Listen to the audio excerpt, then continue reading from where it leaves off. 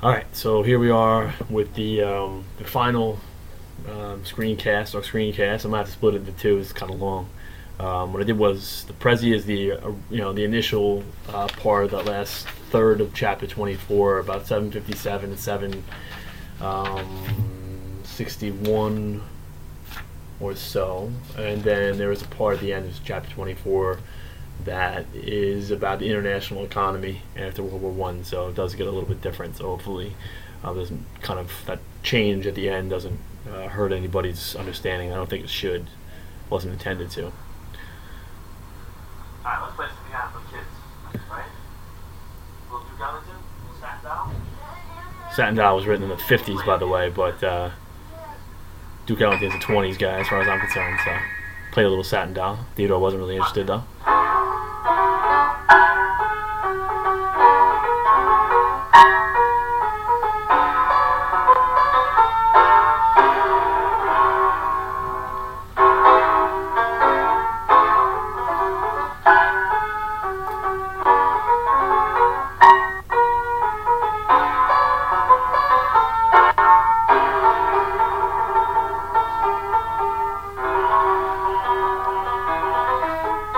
By the way, the Mets are winning right now. The Yankees are losing.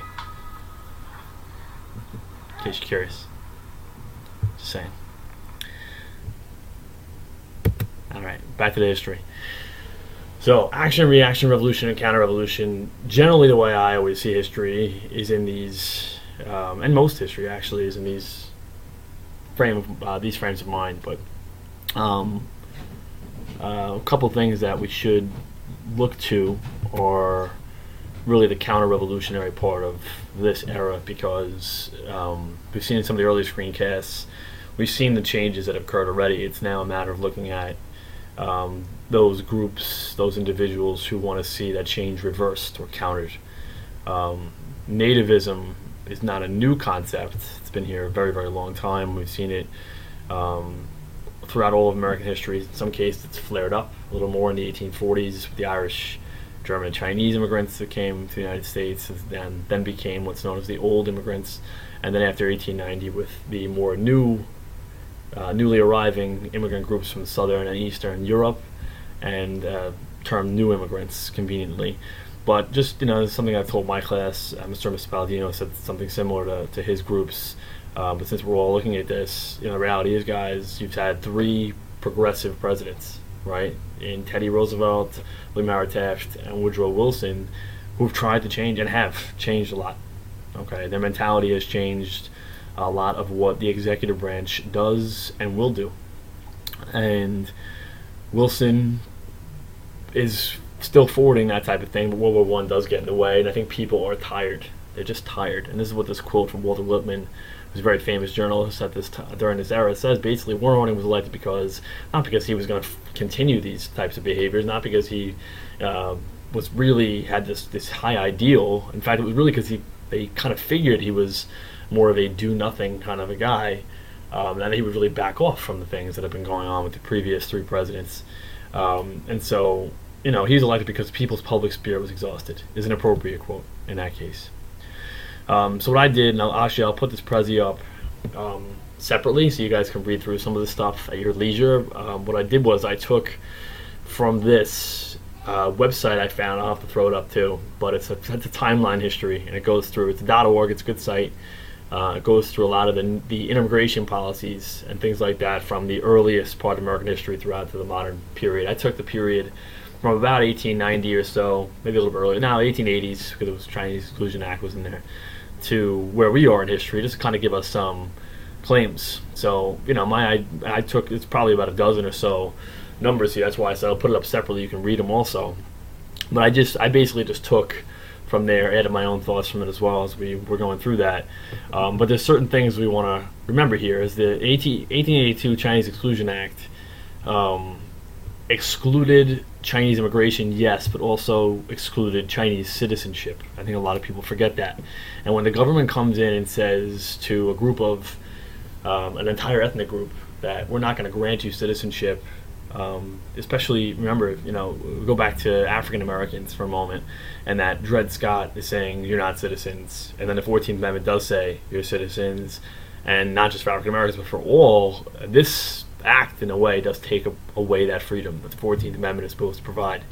Because if you're not a citizen, you're not entitled to those Bill of Rights that we hold so dear. So, again, you'll have to look at a lot of this stuff. I added that, what I found was an interesting part of this is that a mob killed 28 Chinese in Wyoming that year. Statue of Liberty is dedicated only a few years later. So there's a lot of hypocrisy in American history. I'm not telling anybody anything they don't already know, but what is the government doing? What is the government's aim to in forwarding these kinds of pieces of legislation? What is it really trying to do?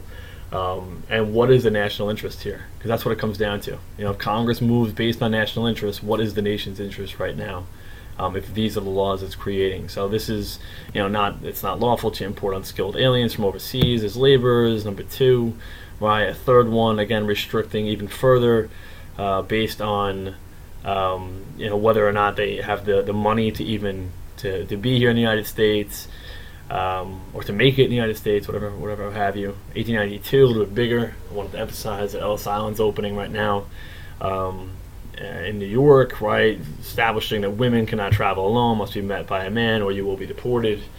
This is a very famous cartoon from the era that emphasizes the quota idea, which is what we get to on page 757. I think it's 757. No, 758 at the bottom, and on the top 759, where we're only allowing certain people coming here, right? The United States is really, really creating that bottleneck to the United States. 1903, anarchists, right, epileptics, polygamists, beggars ruled inadmissible. So all these laws, right? Angel Island is the western equivalent of Ellis Island, but privately known as the guardian of the Western Gate. The implication being that the United States is trying to prevent certain individuals or groups, not individuals, groups from coming in, from that standpoint. Knowledge of English becomes a basic requirement. 1907, people with physical or mental defects, I've done a typo there, tuberculosis, children unaccompanied by a parent, right? All these individuals added to that. 1907, very famous during Roosevelt's second administration, right? Gentleman's agreement made, right? Not really a law, more of an executive agreement or executive order, saying, as this says, you're going to limit immigration or movement of Japanese immigrants to the United States, right, in return for state of California's desegregation of schools. All right, Dillingham Report's really important, right? This suggests that these new immigrants, just like African Americans, are North and South, mostly South, taking literacy tests to vote, right, as part of the situation during Reconstruction, or the re-emergence of a solid South, just after Reconstruction, actually, before and just after, where we're making it very challenging for African Americans. The United States, the states themselves, that is, making it very challenging for African Americans, now immigrant Americans, to really own their citizenship. So we get back to page 758, 759, this idea of a quota. I just took from dictionary.com, number of percentage, of persons of a specified kind permitted to enroll in a college, join a club, immigrate to a country, is the one obviously specific to us. And the 1921 Act does that, right? It reduces immigration, as the textbook tells us, by 2/3, establishes quotas based on the numbers that already existed for these groups in the United States. Number here and then, was 3%. That is then lowered even further with the National Origins Act of 24, 3 years later, to 2%. What's going on, man? Yeah. Want to say hello to the kids? No? Yeah. All right. Yeah. Come and say hello. Yeah. You gonna take a nap first? Say hi. No, don't do that because it'll mess it up. Yeah, you don't want to do that. You don't want to do that. But you smell nice and clean now. That's good. All right. So we're just talking about immigration, Theodore. All right. So, but remember, 3% and 2% of numbers of immigrants that already existed in the country. So 2% of nothing is nothing. Mommy will tell us, right? Mommy, what's 2% of nothing? Nothing. Good, very good. Well done. Say bye-bye. You should be a math teacher. Waving? Bye-bye. Yeah. Go Mets, right? Yeah, right. All right. So, legislation, right? In that way, the Quota Acts really provide validation for people discriminating, right? Government today we would think at least, would discourage that kind of thing. But during this period of time, these kinds of laws are actually encouraging that type of discrimination. So a good example of this, of such a poor part of history, is Ku Klux Klan, right? Using using these types of laws to forward their ideals, which are powerful but evil too, right? And I think in the opinion of most. But during this period of time, they make a huge resurgence. The Klan does, right? During Reconstruction America, there's a large group in the South that start the Ku Klux Klan, the KKK. But during this period of time, they almost become their own political party. There's millions, supposedly millions, within the United States. So, because of the things, if you go back to the screencast Mr. Palladino had put up about music and about those different types of things, this is really a changing culture for people. It scares people sometimes, especially the older generations of Americans. In this case, you have women, especially a focal point, right? Flappers and such. Klan wants to see this reversed, right? They feel it's their responsibility to be a counter-revolutionary for this. Burning crosses and scaring people, and you could easily add these guys to a terrorist organization list during this period of time, or any period of time. But during this era, they're strong. They have the numbers. So what is it that they want? If we use the Klan as our case study, right? We know they're supporters of immigration restrictions, right? They are strongly Protestant. I'll get to the prohibition thing in a minute, right? They are strongly Protestant, which means they discriminate viciously against Catholics, against Jews, and in this case they're violent. I just put an asterisk there because they are violent, very violent.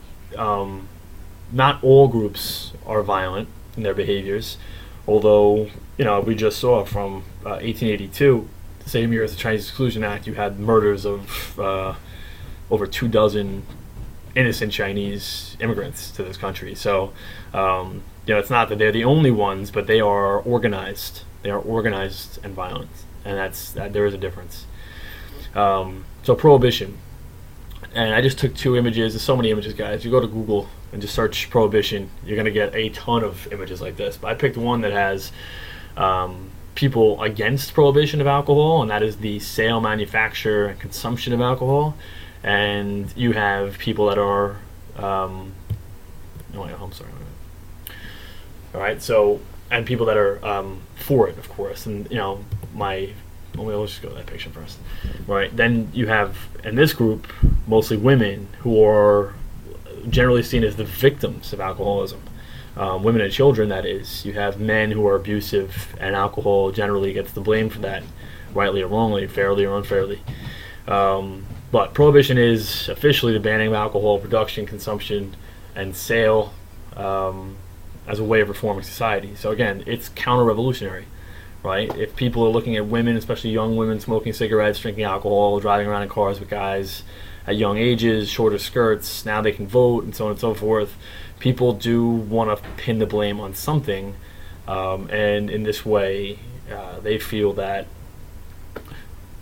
prohibition might be a way to do it. I'm not saying that's the easiest of solutions, but it is, to them, at least part of it. So what is the biggest problem with the prohibition movement? It doesn't seem to accurately reflect what national interest is. That's my thought. If you go to the textbook, they mention something similar. I think it's just if you go to page 760, the paragraph right under prohibition and crime, I might get cut off in a second, guys, but I'll just start another one. If it's not enforced by public opinion, then it's not really enforced. Laws have to have national interest behind them. I think that's really the idea behind this part of the chapter, is about national interest. What is it that people actually want? Okay, so let me